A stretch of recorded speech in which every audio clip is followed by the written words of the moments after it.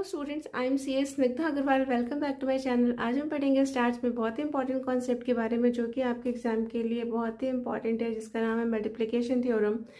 ठीक है, इसको हम लोग थ्योरम ऑफ कंपाउंड प्रोबेबिलिटी भी बोलते हैं। इसमें क्या कहा गया है कि अगर दो इवेंट्स हैं जो कि म्यूचुअली इंडिपेंडेंट हैं, जैसे हमने किसी कॉइन को टॉस किया एक बार तो उसमें हेड आया, अगर हम दोबारा से टॉस करेंगे तो क्या जरूरी है हेड आए? नहीं, कुछ भी आ सकता है ना।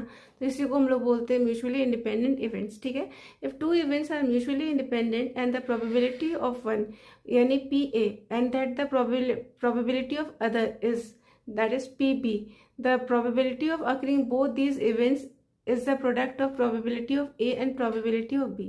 ठीक है, तो probability of A and B is equal to probability of A into probability of B। चलिए इसको समझते हैं एक एग्जाम्पल के थ्रू।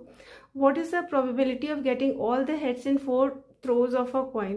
अगर हम किसी कॉइन को 4 बार थ्रो करते हैं तो क्या पॉसिबिलिटी है कि सारे हेड हो? देखिए, फर्स्ट थ्रो में हेड आने की प्रोबेबिलिटी कितनी होती है? 1/2।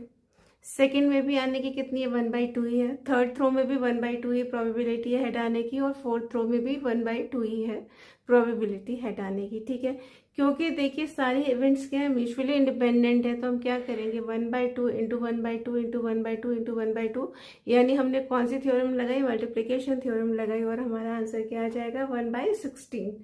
ठीक है, तो जहां पर भी एंड वर्ड का यूज किया हो ना, ए एंड बी, तो वहां पे क्या लगता है? हमारा मल्टीप्लिकेशन रूल। और लास्ट वीडियो में मैंने आपको बताया था अगर ए और बी लिखा होगा तो फिर हम क्या लगाएंगे? Additive rule. ठीक है, उसमें क्या था? Probability of A plus probability of B minus probability of A intersection B. I hope आपको ये थ्योरम अच्छे से समझ में आ गई होगी।